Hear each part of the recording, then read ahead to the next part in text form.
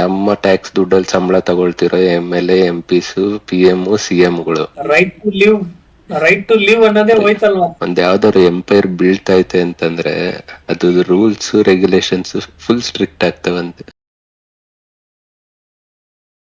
ರೀಸೆಂಟಲ್ಲಿ ನಿರ್ಮಲಾ ಸೀತಾರಾಮನ್ ಅವರು ಪಾರ್ಲಿಮೆಂಟಲ್ಲಿ ಒಂದು ಸ್ಟೇಟ್ಮೆಂಟ್ ಕೊಟ್ಟರು.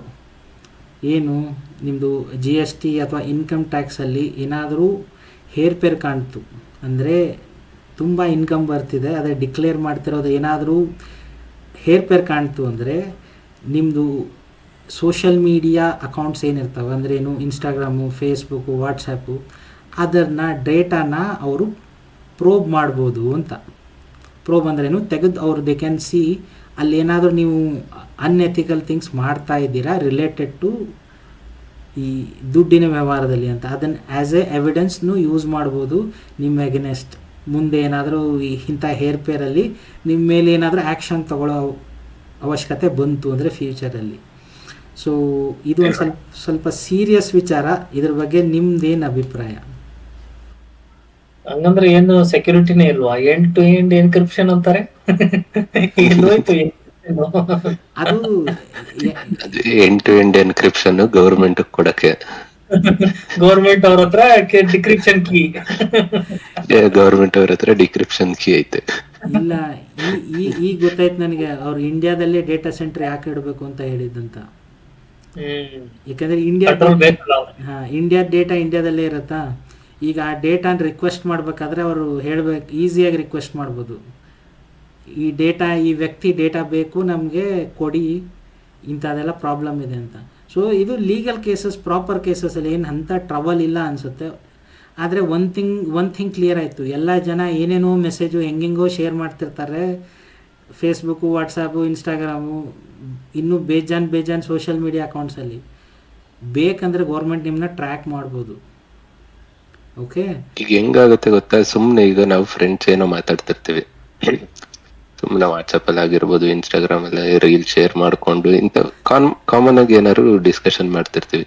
ಈಗ ಯಾರಾದ್ರೂ ಒಬ್ರು ಗೌರ್ಮೆಂಟ್ ಅಗೇನೆಸ್ಟ್ ಏನಾದ್ರು ಕ್ವಶನ್ ಮಾಡಿದ್ರು, ಏನಾದ್ರು ಕೇಳಿದ್ರು ಅಂತಂದ್ರೆ ಸುಮ್ನೆ ಇಂಥ ಚಾಟ್ ಇಟ್ಕೊಂಡು ಫಾಲ್ಸ್ ಕೇಸು ಹಾಕ್ಬಿಡ್ಬೋದು ಗೌರ್ಮೆಂಟ್. ಹಾಕ್ಬೋದು, ಆದ್ರೆ ಇನ್ನೂ ಇದು ಹೆಂಗಾಗೈತೆ ಅಂದ್ರೆ ನಮಗ್ ಪ್ರೈವಸಿ ಇನ್ನೂ ಇಲ್ಲ ನಮ್ದು ಯಾವ ಸೋಷಿಯಲ್ ಮೀಡಿಯಾದಲ್ಲಿ. ಸೊ ನಮ್ನ ಪೂರ್ತಿ ಕಂಟ್ರೋಲ್ ಮಾಡ್ಬೇಕು ಗೌರ್ಮೆಂಟ್. ನೀವೇನು ಮಾಡಕ್ಕಾಗಲ್ಲ ಈ ದೇಶದಲ್ಲಿ. ಅಲ್ಲ, ರೈಟ್ ಟು ಲಿವ್ ಅನ್ನೋದೇ ಹೋಯ್ತಲ್ವಾ. ಅಲ್ಲ,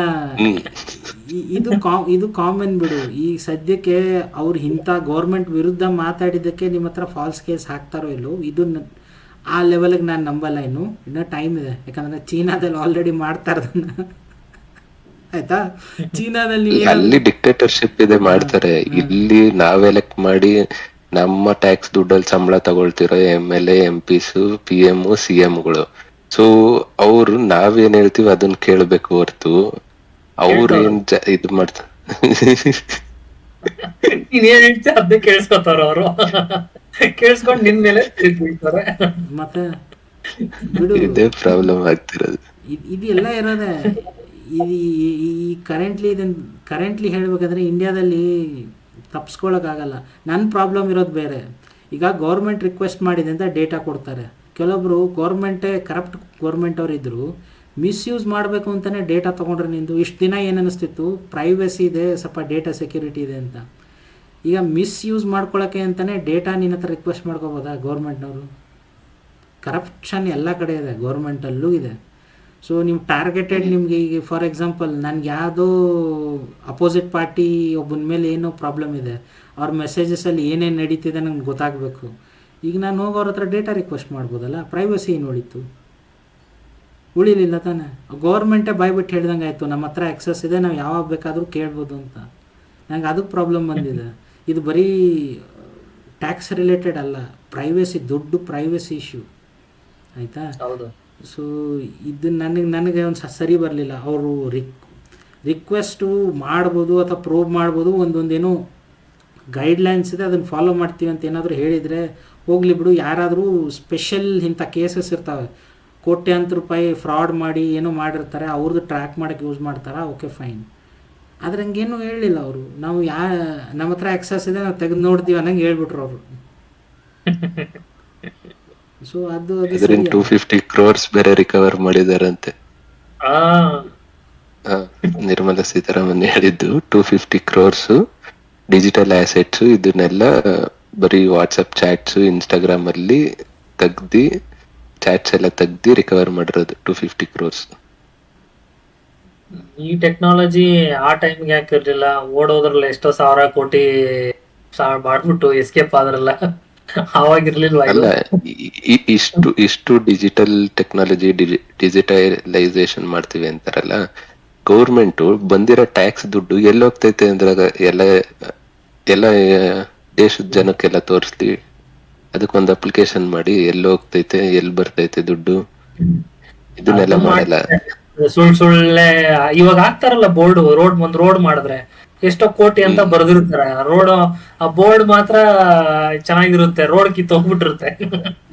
ನೀನು ಮರಿತಿದ್ಯಾ, ಅವರು ಅಫಿಷಿಯಲ್ ಆಗಿ ದುಡ್ಡು ಖರ್ಚು ಮಾಡ್ತಿದ್ದಾರೆ ಆಯ್ತಾ, ಆದ್ರೆ ಯಾವ ಪರ್ಪಸ್ಗೆ ದುಡ್ಡು ಖರ್ಚು ಮಾಡ್ತಿದಾರ ಅದು ಆಗ್ತಿದ್ಯಾ ಅದನ್ನ ನೋಡ್ತಿಲ್ಲ. ಈಗ ರೋಡದ್ದೇ ಎಕ್ಸಾಂಪಲ್ ಕೊಟ್ರಲ್ಲ, ಅದು ಹಂಗಿರೋದೇ ಎಕ್ಸಾಂಪಲ್.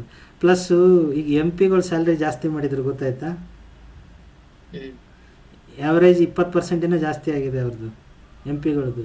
ಅದಿರ್ಲಿ, ಅವ್ರದ್ದು MP ನಮ್ ಕರ್ನಾಟಕದು 100% ಹೈಕ್ ಕೊಟ್ಟವ್ರು MLA-ಗಳಿಗೆ. ಪರ್ಫಾರ್ಮೆನ್ಸ್ ಅಷ್ಟು ಚೆನ್ನಾಗಿದೆ ಅಂತ ನಾ ದಿವಾಳಿ ಮಾಡೋದ್ರಲ್ಲಿ ಕರ್ನಾಟಕನ. ಅಯ್ಯೋ, ಅವ್ರು 100% ಕೊಟ್ರೇನು 200% ಕೊಟ್ರೇನು ಅವ್ರೇನ್ ಸ್ಯಾಲ್ರಿಲೇ ಬದುಕ್ತಾರ ಅವರು? ಅಲ್ಲ, ಕೊಡ್ಲಿ 100% ಹೈಕು, ಯಾರ್ ದುಡ್ಡಿಂದ ಕೊಡ್ತಿರೋದ್? ನಮ್ ಟ್ಯಾಕ್ಸ್ ದುಡ್ಡಿಂದ. ನಮ್ನೆ ಕೇಳಿಲ್ಲ, ಆಗ್ಲೇ ಕೊಡ್ತಿರೋದು. ಎಲ್ಲ ಅವ್ರ ಕೈಲಿ ಇರುವಾಗ ಅವರೇ ಮಾಡ್ಕೋತಿರ್ತಾರೆ ಅಷ್ಟೇನೆ. ಅದು ಜನರ ಕೈಯಲ್ಲಿ ಏನಿಲ್ವಲ್ಲ. ನಾವು ಇಷ್ಟು ಸ್ಯಾಲ್ರಿ ಇರ್ಬೇಕು MLA ಅಂತ ನಾವೇನು ಜನ ಡಿಸೈಡ್ ಮಾಡೋದು ಏನಿಲ್ವಲ್ಲ. ಅವರೇ ಅಧಿಕಾರದಲ್ಲಿ ಇರ್ತಾರೆ, ಅವರೇ ಡಿಸೈಡ್ ಮಾಡ್ಕೋತಾರೆ, ಅವರೇ ಸ್ಯಾಲ್ರಿ ಕೊಡ್ಕೋತಾರೆ, ಅವರೇ ದುಡ್ಡನ್ನ ಮ್ಯಾನೇಜ್ ಮಾಡ್ತಾರೆ. ಸೊ ನಾವೇನ್ ಕೊಡ್ತೀವಿ ಅದ್ ನಮಗ್ ಕಾಣಿಸ್ತಿಲ್ಲ, ಅಂದ್ರೆ ಅದ್ ಏನ್ ಆಗ್ತಿದೆ ಅಂತ ನಮಗ್ ಕಾಣಿಸ್ತಿಲ್ಲ ಅಷ್ಟೇನೆ. ಏನೋ ಆಗ್ತಿದೆ, ಕೊಡ್ತಾ ಇದೀವಿ, ಸುಮ್ನೆ ಇದೀವಿ, ನಡ್ಕೊಂಡು ಹೋಗ್ತಾ ಇದೆ ಅಷ್ಟೇ. ಯಾರಿಗೂ ಟೈಮ್ ಇಲ್ಲ ಇದನ್ನೆಲ್ಲ ಹಂಟ್ ಮಾಡಿ ಇದ್ರ ಬಗ್ಗೆ ಎಕ್ಸ್ಪೋಜರ್ ಕೊಟ್ಟು ಇದನ್ನೆಲ್ಲ ತಂದಿಡೋಕೆ. ಆತರ ಏನಾದ್ರು ಮಾಡಕ್ ಹೋದ್ರೆ ಅವರು ಏನಾಗಿರ್ತಾರೋ ಏನೋ. ಸೊ ಕಷ್ಟ ಇದೆ ಇದೆಲ್ಲ, ಏನೋ ಮಾಡಕ್ ಆಗಲ್ಲ. ಗೋ ವಿತ್ ಫ್ಲೋ, ಏನ್ ಹೋಗ್ತಾ ಇದೆ ಏನ್ ಬರ್ತಾ ಇದೆ ಅಕ್ಸೆಪ್ಟ್ ಮಾಡ್ಕೊಂಡು ಹೋಗ್ಬೇಕಾಗಿರೋದೆ. ಆ ಸ್ಟೇಜಿಗೆ ಬಂದ್ಬಿಟ್ಟಿದೆ ಎಲ್ಲ ದೇಶನೇ. ಬಿಡಿ, ಇನ್ಮೇಲೆ ಏನಿದೆ, ಇವನ್ ಹೊಸ ನ್ಯೂಸ್ ಗೊತ್ತಾ, ಇವನ್ ATM ಅಲ್ಲಿ ನೀವು ದುಡ್ಡು ವಿಡ್ರಾ ಮಾಡೋಕ್ಕೂ ಈಗ ಚಾರ್ಜ್ ಆ್ಯಡ್ ಮಾಡ್ತಿದ್ದಾರೆ. ಒಂದು ಸರ್ತಿ ದುಡ್ಡು ತೆಗೆದ್ರೆ 17-19 ರೂಪಾಯಿ ಕಟ್ ಮಾಡ್ತಾರೆ ಈಗ. ಮುಂಚೆ ಬೇರೆ ಬ್ಯಾಂಕಿಂದ ತೆಗೆದ್ರೆ 25 ರೂಪಾಯಿ, ಅದು 5 ಟ್ರಾನ್ಸಾಕ್ಷನ್ ಆದಮೇಲೆ ಅಂತೇನೋ ಇತ್ತಲ್ಲ ATM ಇಂದ. ಈಗ ಒಂದು ವಿಡ್ರಾವಲ್ಗೆ 20 ರೂಪಾಯಿ ಮಾಡ್ತಿದ್ದಾರೆ. ಸೊ ಎಲ್ಲಿ ಸಾಧ್ಯ ಇದೆ ಅಲ್ಲಿ ದೋಚಕ್ಕೆ ಟ್ರೈ ಮಾಡ್ತಿದ್ದಾರೆ ಅನಿಸ್ತಿದೆ. ಬಟ್ ನನಗನ್ಸ್ತಿರೋದೇನು ಅಂದ್ರೆ ಫುಲ್ಲು ಡಿಜಿಟಲ್ ಮಾಡ್ಬಿಡ್ತಾರೆ, ಈಸಿ ಟ್ರ್ಯಾಕ್ ಮಾಡ್ಬೋದು. ಕ್ಯಾಶಲ್ಲಿ ವ್ಯವಹಾರ ಮಾಡಿದ್ರೆ ಟ್ರ್ಯಾಕ್ ಮಾಡಕ್ಕಾಗಲ್ಲ ಗೌರ್ಮೆಂಟ್. ಡಿಜಿಟಲ್ ಮಾಡಿದ್ರೆ ಫುಲ್ ಈಸಿಯಾಗಿ ಟ್ರ್ಯಾಕ್ ಮಾಡ್ಬೋದು. ಒಂದೊಂದು ಪೈಸಾ ನೀವು ಎಲ್ಲೋಯ್ತು, ಯಾರಿಗೆ ಪೇ ಮಾಡಿದ್ಯಾ, ಯಾರಿಗೆ ಸೆಂಡ್ ಮಾಡಿದ್ಯಾ, ಎಂತಕ್ಕೋಯ್ತು, ಫುಲ್ ಈಸಿ ಗೌರ್ಮೆಂಟ್ಗೆ. ಏನ್ ನೋಟ್ ಪ್ರಿಂಟ್ ಮಾಡೋದು ಬೇಕಿಲ್ಲ, ಏನಿಲ್ಲ, ಸುಮ್ನೆ ನಂಬರ್ ಗೇಮ್. 100 ಹೋಯ್ತು, 500 ಇಲ್ಲಿ ಬಂತು, ಬರೀ ಪ್ಲಸ್ ಮೈನಸ್ ಇಂಟು.